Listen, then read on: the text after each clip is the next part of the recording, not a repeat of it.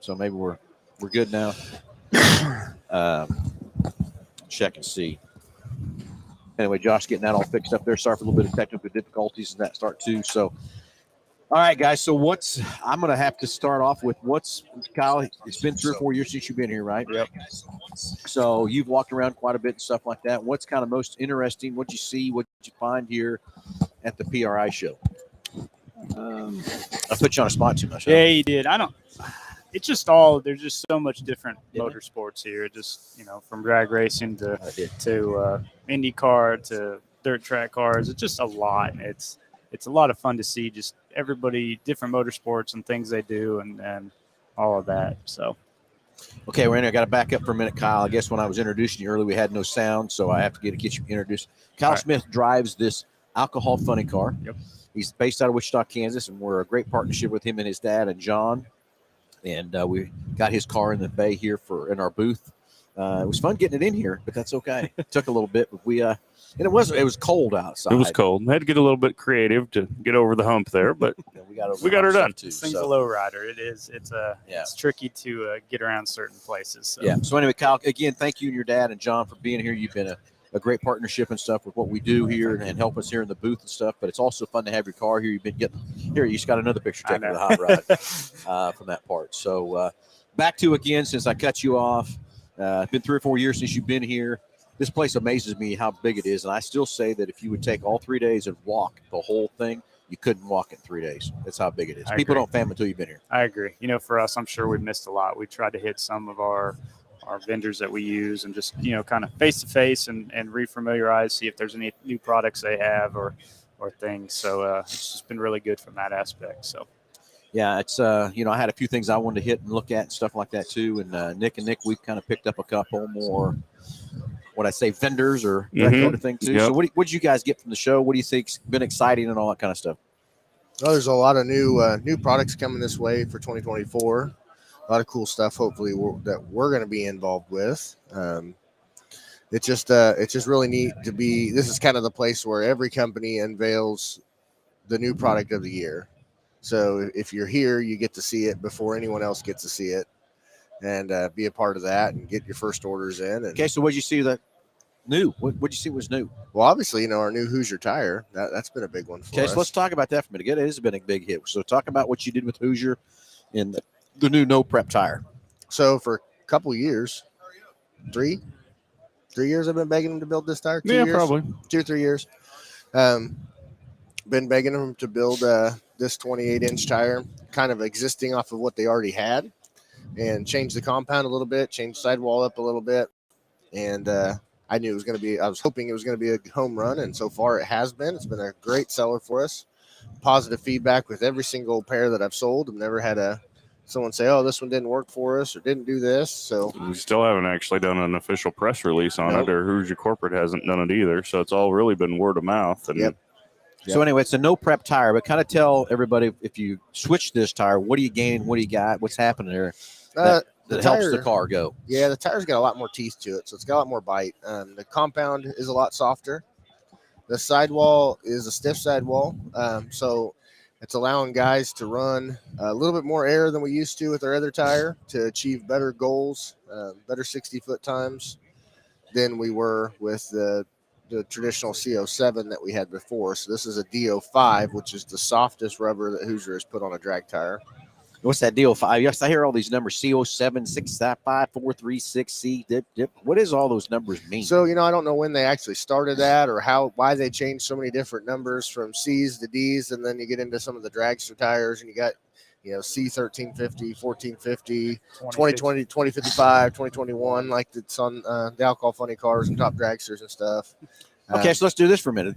Kyle's tire in the back of his car is about twice the size of that tire. Oh, about 4 times the size of that tire. Okay, so now my question would be is the material that makes up Kyle's tire versus the material that's making up that tire is what different? That one, the small tire is a ton softer. His tire, I think mainly because of the size, the profile of the tire, the softer sidewall, like using the sidewall on these cars a lot more to have the bite, where we use our shock and the rubber on the tire, is completely different. So it's a whole strategy theory, I think, different. A lot of material changes in those tires. I mean, obviously the funny car tire, the funny car has, 4,000 horsepower going to those tires, where, a big time small tire car would be, 2,500. yeah. So You're seeing it a lot more. You're seeing, like me and Kyle talking, Yeah. the new they're small getting more tires, powerful for 4,000 sure, horsepower. but Hoosiers really, you just use different materials to make up those rubber compounds to make these tires more aggressive. Well, they'll work with this lighter car and the bigger horsepower and different construction techniques in the carcass of the tire itself. So, Kyle, how many passes do you get before you change a tire? We like to put about 30 on a rear set. That seems to be a good number for us. You do start to see, for us, where we see a tire going away is in the 60 foot. You start to see. You can see that, and then it's the time. The numbers will tell you it's time to change that tire. Get a little bit slower. So when you're saying 30 passes, so on a weekend, how many passes would you make? Trying to think that at a national event, if you go to the finals, you're going to make 7 passes. Okay, so you got about every 5-6 weekends you're going to put a tire on the back of that car. So, now I wish we had that in our car. Nick, we tell the 60 foot time getting slow. We got to change the tire. Yeah. That'd be kind of nice, wouldn't it? Yeah. So let's say you're at an event, right? And you made it to the final round. Mm-hmm. Well, let's say you got 21, 22 passes on that set of rear tires that's on there, and you're up against somebody that's tough, that you're really going to have to run them hard.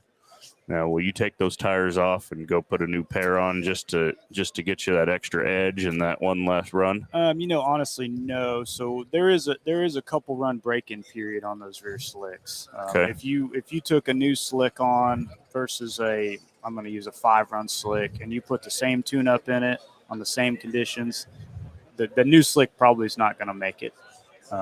There is a break-in period. So for us, the first one, it's more get a good burnout in, get it broke down. But usually after a couple passes, they're ready. So how do you time that 5-lap break-in period there with obviously you probably put them on before you go to an event or when you get to an event? It's very tough, for us being maybe a smaller budget team. Some of these guys have 3 or 4 sets of wheels with tires on them, so for them they can kind of jockey them. Mm-hmm. For us, we have 1 set of wheels and tires, so we kind of have to be a little strategic. We may give up a qualifier run that he'll back it down a little bit so it'll go on the new tire, but that's kind of for us in a low buck team situation. That's kind of how we manage that. It's not always ideal. Right. So anyway, back to my question. The tires are so much bigger, but they're really not the same material. No, just the general construction, like Nick said, the sidewalls on his are a lot softer than the sidewall on this tire. The rubber compound on the small tire is more aggressive than the rubber compound on his. But you're always on a prep track though, right? Yes. Yeah, you have to be able to get that amount of horsepower, the grip to get down the track. Where you're talking about your tire is going out on a bad back of the track stuff. We do a lot of there's a lot of cities that I don't want to say street racing, but you might as well just get it out there. Well, it is, and there's a lot of cities that put on legal street race events now. We do a lot of them in Oklahoma and Texas and stuff, and so it's getting more and more popular.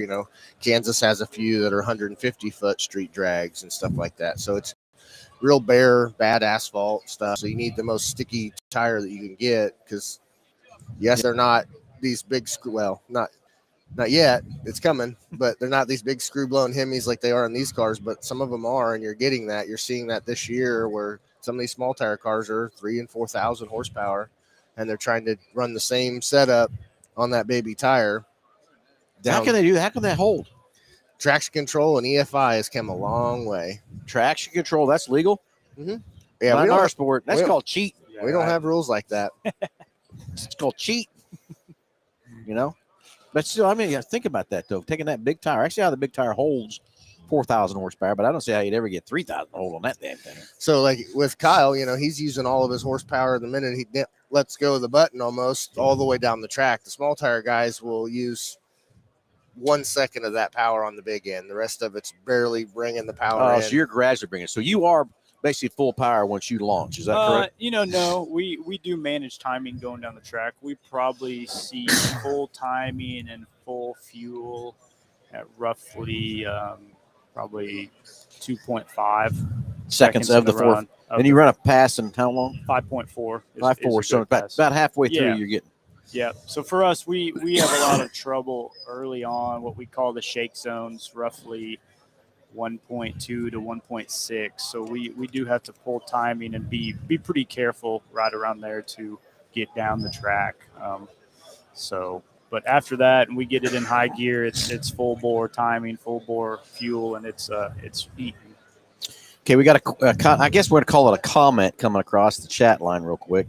Since the chat line's over, I can't see it. Josh is texting it to me. But Todd says, Kyle needs someone to scuff those tires in for him. Well, I'm going to tell you something, Todd. I'm going to do it before you're going to do it. Okay? I got the privilege of getting in the car here on Wednesday or Thursday, I think it was, that I got inside the car and put the hood down on it and stuff like that. And I'll tell you, it's pretty cool inside there. And I'm not sure I'm ready for 4,000 horsepower, though, either. But I think I'm ready for 1,000, though. And just a quick burnout's all I want. Put a little throttle stop on. Yeah. For you, exactly. Keep me safe. Don't let me get out of control right? from that part. So, Todd, I appreciate what you're saying. I'll get you on the list, but I hate to tell you, Todd, you're probably way back on the list from that part, too. So how many mile an hour is that? For us in the quarter mile, 263 mile an hour is what we've been. sounds like me going to work. So you like your history. So you started running these cars about 3 years ago. Yep. And you really had no prior drag racing experience. Nope. You just pretty much got in it. Mm-hmm. Yeah, that and still blows me away. So the first time you got in the thing and went 260 mile an hour with really no previous race experience, I mean, what was that like? Well, luckily, so to acquire your license, it is a process. You have to make 6 laps, gradually getting quicker. So for us, the first couple were really just a 60, 100-foot launch, to kind of get a feel for it. So it's NHRA, they're people there watching that? So you have to have other drivers sign off on them. So is what you do. Okay. Yep. So like I said, we went to Great Bend a lot. We had a great relationship with them, and they allowed us to kind of come up and work in between events. And then, obviously with Dad's experience, he made this thing, it wasn't making 4,000 horsepower when I was licensing. It was a tamed down dog in comparison. Yeah, you have to get used to it. And stuff I'd say the first 10 laps were probably not real pretty by any means, but I think for me a lot, I've been able to watch a lot of cars go down the track, and I just think that helps a lot, and having your father as a guy that's done it for 30 years, Long time. he was able to really get me prepared for a lot of things. And even there's things today that happen that him and I talk about, and we go, well, we didn't talk about this. What am I supposed to do now? Well, here's the thing I'll tell you, because we were sitting at dinner last night, and I was sitting beside your dad, and he started pulling up pictures of old cars he drove and stuff and everything. And back in the late 80s when I was racing, it was Wichita International Raceway at the time. I remember that was your dad. I remember that car. I had no idea it was him. Then I didn't put 2 and 2 together till last night. But I was there at 81 at Wichita National Dragway when he was flying down the track and didn't know it was him. So that's still amazing for you to go right into alcohol funny car and go. Yeah, it's been a progress. I'd say, obviously the first year was just a lot of learning curves and me trying to keep it in the groove. But I feel like I'm getting better all the time, and some of these alcohol drivers are just so seasoned. They're talking 20, 30 years, so I'm never going to catch them. But each year I get a better feel in the car, and just this thing throws you a curveball every time out. So Nick, would you like to get an alcohol funny car? Oh yeah. Oh yeah. Maybe just one time. Yep. One time. So anyway, now in your car, you only mainly do 8 though, right? In your car. Yeah. Most of the small tire stuff anymore is all 8th mile. And you do hardly any 8th mile. Correct. All the NHRA events we attend are a quarter mile. There are some series, Midwest Drag Racing Series, Funny Car Chaos, that are based around the 8th mile. So we get a little bit of both. For us, this car is pretty much when we built it was my goal was to go run NHRA, so that's the rule package. But we'll jump over there and run some events in Midwest and Funny Car Chaos just to use it as a good testing opportunity. Now we'll leave it in NHRA trim. See, this is something that blows me away. And I shouldn't say blow me away, but trying to fathom the car and you tuning and practicing, and even Alan brought up how that if a top fuel car company has a team has a bad weekend or whatever, they're calling the track on Monday to go practice and tune again. And it's just me on the outside, not knowing everything that goes inside your car and stuff like that. Is knowing, I guess, what changes the car not to get fast with the knowledge, the time. Is there adjustments? Is it fuel? Is it see what I'm saying? What changes the car to where you got to get you see what I'm saying? I don't know if I'm explaining myself well enough. For us, it throws us the biggest curveball is the track conditions.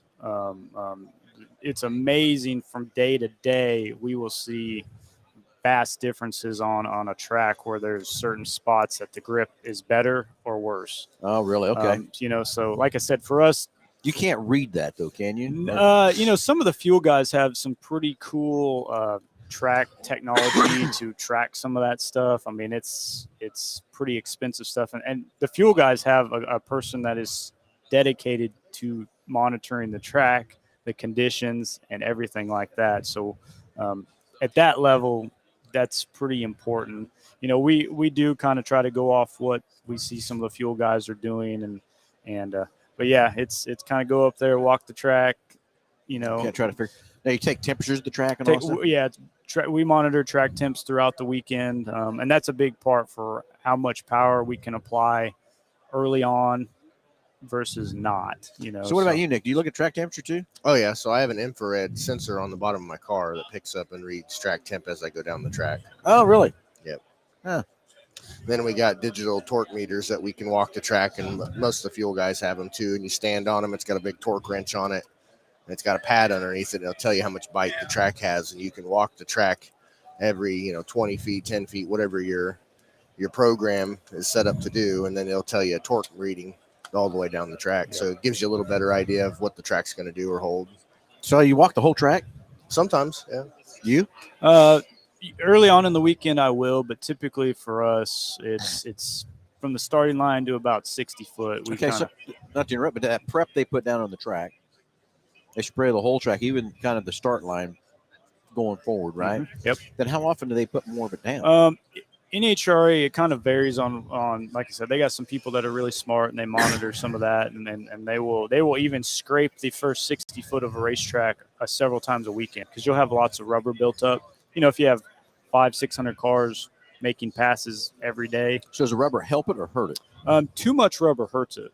It does hurt you. Yeah, that really for us, we like a track that has minimal rubber, because what happens when you get too much rubber built up, it becomes squishy, and it's hard to apply power to squishy rubber. So the thinner the layer of rubber seems to give you a little bit more grip. It's tighter. So but most of the NHRA tracks are very, very prep very good, and they do a good job, kind of deciding what they need to do. Do they need to spray it? Do they need to drag it? Do they need to scrape it? So how often do you said you only walk it the first couple, but how often do you walk your track? You ever pass? We'll do it a lot more because in the no prep stuff, the track is constantly changing. It's a moving target every pass. You'll never get a pass where, it was the same. You think sometimes it gets better.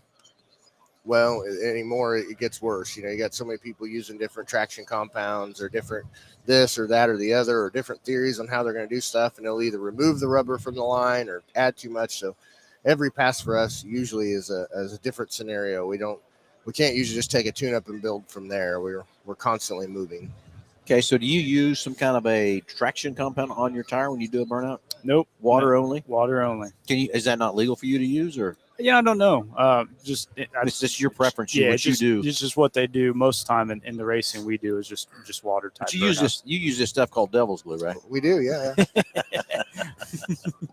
Inside joke there, Nick makes devil's glue, correct? Yep. That's mine. That's why we sent it. I told you those other guys were down this aisle right over here. They were looking for you. There's a few. Okay, so let's switch gears to more exciting stuff we've seen here at PRI.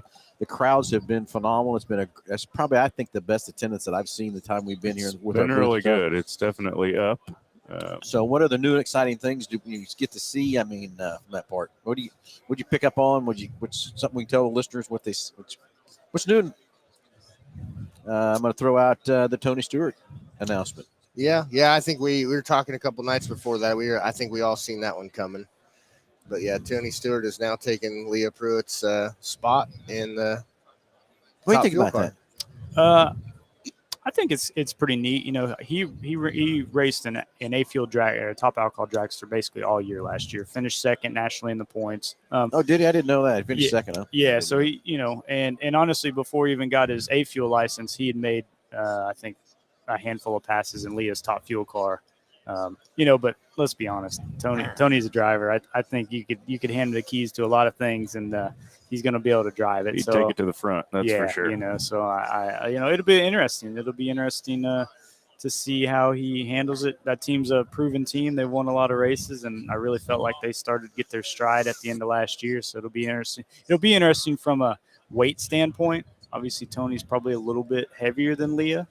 It'll be interesting how that affects the balance of the car and just how it works.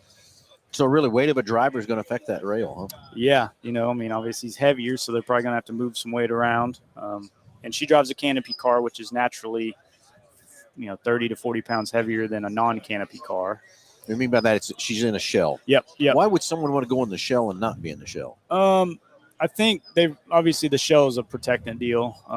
Makes sense. We've had some, several years ago there was some issues with a wing breaking off and catching a driver, and it was a really bad deal. So that's where the canopy come from. But I think just comfort level. I got some guys that I'll use Doug Coletta. Doug Coletta, up until the start of this year, had never drove a canopy car. They put him in a canopy car and honestly struggled all year. He wrecked that. They put him in a non-canopy car, and he went out and won the last 3 of 6 races. So I just think just a lot of driver preference. I think obviously canopy car is safer. I would think so too. Okay. And then we had a couple other announcements other than this new no prep tire. Hoosier made a couple other huge announcements, Nick, right? Yeah, they did. So they've got a contract with the FIA for their European rallycross. Of course, we've got our new asphalt oval late model tire, the ST1, ST2, and ST3. We've interviewed several of the late model drivers. It's amazing how much different they are. One's just strictly asphalt. One other one was dirt and asphalt and stuff too. So it was kind of fun to hear their different sides of the stories. But I still was blown away how all those drivers, the prep's about the same, getting ready is about the same, the amount of hours you spend is about the same, all that kind of stuff.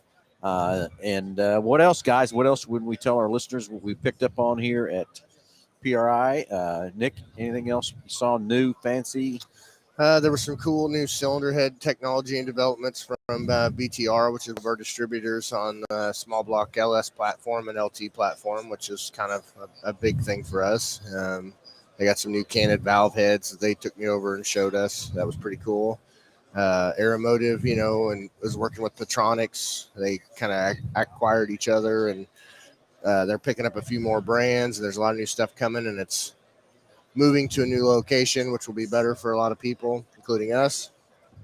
So that's pretty neat. A lot of neat stuff, really. It's cool. I see that here the simulator they're running, and everybody's listening. Nick Roberts is a drag racer. I've got proof that he's got a little dirt track in him because I got proof of him sitting on a simulator, even driving it. So don't let him kid yourself that he's not he hates the dirt and he just wants to drag, because I caught him red-handed. I know he's trying to do it when nobody's looking. Yeah. I can't be the worst at it. I mean, geez. Me and Josh Piper, who hits the wall quickest, so we've already talked about that too. So this little guy over here has been over here about 6 times already today. He's trying to get that. We're giving away the $300 gift certificate today, and we got a fast time of 17:085. No, we're at 16:08. Oh, there it is. Yeah, up over there. I missed it. 16:8. So. Anyway, it looks like he got mad and took off. Oh, yeah, he's mad. He couldn't get it, so he's going to try again. He's mad. So if you want to get on the simulator, come check that out. Come over and check out our simulator and see if you can get on there and win. We've had a lot of fun with that simulator. I can't believe how much it's run and gone. everything We've else. probably too. put 10,000 laps on that sucker this week so far. But I bet there's been more than that. And you turn it on to Bristol today, right? yeah, we're Bristol today. So we've been So at Eldora. Now we're at Bristol. Dirt. Bristol. No dirt, yeah. Dirt. Dirt. Dirt. Dirt. Dirt. That's what that is. But I'll tell you what I like to do on that thing when nobody's looking is I like to fire up a road course and maybe like a Trans Am car or something and get them paddle shifters working and turn some laps on that, man. That's a lot of fun. You know, we don't get a lot of road racing stuff around where we're at, but you know, that's always been kind of a bucket list item for me is to do a little bit of road racing. We had the one gal from Hoosier, the Hoosier Hero driver. She was a road course driver. Yeah, and her vet. Well, not her. Tracy Gadu. That's she does a hill climb and all that kind of stuff. We had the other gal that actually, one of the first ones we interviewed, that also drove the road course on asphalt. I'll have to go back and look, but yeah, I remember. So that's what I like about those drivers. Just all different makes. I shouldn't say makes, but different types of racing that they all did and stuff too. And to get nominated for that's pretty huge. So yep. Okay, gentlemen, what else we got on the bucket list here that we got to fix up, get done, whatever here while we're here at PRI? Well, we've got a lot of looking to do today. It's been a pretty busy week so far. I really haven't had much of a chance to venture too far from our little general area here other than going to see a few key people here and there. But we got some exciting things in the works, trying to put a few things together with some new vendors that we haven't had before. So everybody will have to stay tuned to that. And we'll let you know what we got going on. I'm always looking for new stuff, new vendors that better take care of our racers and stuff too. Nick, anything else that you saw? Anything that not really? It's kind of same thing. I've probably only seen a 16th of what is here. You know, that's just hard to. So if you have never been to PRI, I'm telling you, it is so much fun. It's of course our booth is a lot of work and stuff too, keeping up with it and stuff. But to walk this thing. Crazy. Have you walked much? We've done a fair amount of walking, but I still don't feel like I've seen near as much as I probably should. Well, the furthest I got away was someone had to have a walking taco yesterday. They were pretty good. Me and Kyle took off to go find those things, and I forgot that we're over there in the North 40 where that thing was at. Yeah.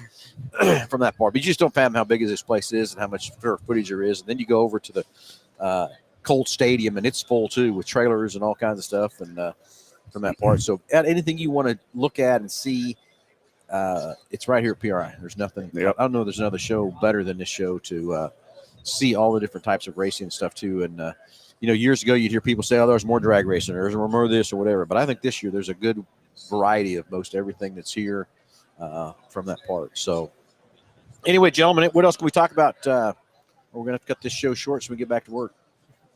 We may have to cut it a little bit short at least, but the food's been good. Really? Did you hear that, Kyle? I did. I'll second that. All right, we'll second that too. So, well, anyway, everybody, we're going to cut it short because we want to got things to do here at PRI. Thanks for everybody that watched us through the Thursday, Friday with all the Hoosier 24 hero drivers. We're going to go see what else we can find here today. We got just about everything done here in our booth we need to get done. Looks like we got Cody Williams is jumping on the simulator, see what he can do on the simulator, winning our $300 gift certificate here shortly, but he's going to have to get fast and take out, looks like Tyler up there at 16.8, that Bristol Motor Speedway. So, gentlemen, let's go finish up this week. Let's go see what else we can find out here. Everybody, thanks for watching. Thanks for listening. And we'll talk to you next Saturday. Me and Josh back in the studio at the big corner. And everybody have a great Saturday. We'll talk to you soon.